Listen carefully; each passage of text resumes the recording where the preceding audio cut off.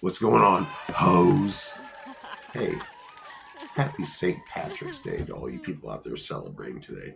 For real, it's a cool holiday. I know a lot of people celebrate. Everyone thinks I'm Irish because of this red beard, but no, I'm not. I'm Dutch, I'm German, Native American. Also, I'm a juggalo. And a big shout out to all my juggalo family out there, Carver Cross and Havoc and Insani and Gertie and all those fucking people, and Princess Peach and Jabba the Hutt and Charles Lee Ray and SON and Billy Obey and all those fucking dicks that Long Live Evil and everybody, all my homies repping all that fucking juggalo shit, whether it be Chapter 17 or fucking Rotting Flesh Records or Acid Cold or whatever the hell. There's so many I can't keep up with it, but I just know I'm overwhelmed with the freshness of juggalo fucking talent that's gonna ooze into my head and pop like a grape. Speaking of popping like a grape, very gory, very gory scene I'm painting for you right there. And let's go to a gory movie today. And since it's St. Patty's Day, let's do a horror movie about a leprechaun called The Leprechaun. Yeah, that movie, which came out in 1993. Everyone's heard of this movie. You've probably seen memes about it. You've probably seen old guys like myself talking about it. Warwick Davis, guy well known for playing Wicket from Star Wars, among other things, that Willow movie, and he's a little person actor. He's great. He's awesome. And the studio actually thought at first, as Trimark Pictures, by the way, which would go into being owned by Lionsgate, by the way, they said this isn't violent enough. So they had to go back and reshoot all this violent stuff. And if you don't know about this movie, about this leprechaun, he's protecting his treasure, his gold.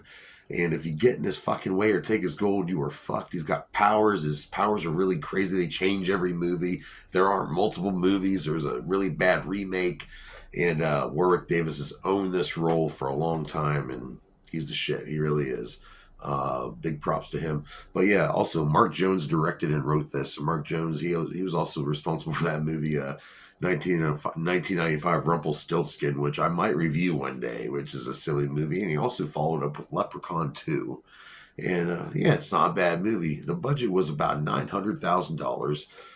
And that's almost $1 million. And they made about $8.5 million in the box office, which is pretty impressive. And I mentioned earlier the sequels. It would go on there to be a Leprechaun 2, a Leprechaun 3. What else? A Leprechaun in Space, Leprechaun in Hood with Ice-T, and everyone seems to love Leprechaun in Hood. And then Back to the Hood, and what else? There's that shitty WWE Studios remake, Origins. Don't watch it; it's terrible. And then we have Leprechaun Returns. So this horror franchise will not die, and he's out for his gold. He'll fuck you up. So yeah, the setting for this movie is, this guy, he catches a leprechaun, steals his gold, but he pays for it. His wife pays for it, and he's like, then he gets cursed inside of this basement for a while, and he gets unleashed. 10 years later, this guy moves into town with his daughter, played by Jennifer Aniston, and their neighbors kind of fuck around and uncover the leprechaun and take his gold, and yeah, lots of violence ensues. There's a pogo death scene. There's a lot of crazy shit happening. It's a good movie. It's a good watch. It's on Peacock right now if you want to watch that. I believe almost all the movies that are Leprechaun related are on Peacock right now. So who stars in the motherfucker? Well, playing the dad who moves into town, John Sandiford, he plays J.D. Redding. And we have Ken Olant playing Nathan Murphy. Then we have Robert High Gorman, and this kid was, he plays this kid Alex, and he was also in Don't Tell Mom the Babysitter's Dead. Mark Holton playing Ozzy. Now, I mentioned Mark Holton last week on Pee Wee's Big Adventure, who played, that Francis, that rich kid. So it's kind of interesting. And we have Jennifer Aniston, her first film, and the studio was fighting to get her. They thought she had a great look and really good actress, and she would go on to being on the big TV sitcom Friends, which is one of the most popular television series of all time. I wasn't really a big fan, but whatever. I like her. She's great. She's awesome. I love her in Horrible Bosses, too. She's really sexy in that. It's starring Warwick Davis, already said. He loved playing this role. He wanted to play something different. And he was actually under the contract of Lucasfilms. He had George Lucas, Star Wars guy. So he really couldn't work for any other film studio. But George Lucas gave him the okay to play this part, and he loved it. He did his own stunts in this movie. It's pretty cool. The makeup looks really good in this movie. Let's see. The makeup was made by Gabe Bartalos, and it took 3 hours to put it on Warwick's face, and took a long time to take off. And it was worth it, though. I mean, just look at this. Look at this face. And it would go on to be reused many times. Now, when Mark Jones came up with this, he was watching a Lucky Charms commercial, kind of inspired him. Plus, he liked the movie Critters, which, if you don't know, I'm a big fan of the Critters franchise. So think about that. Lucky the Leprechaun meets the Critters. That's kind of what you get out of this. Pretty cool. I like that comparison.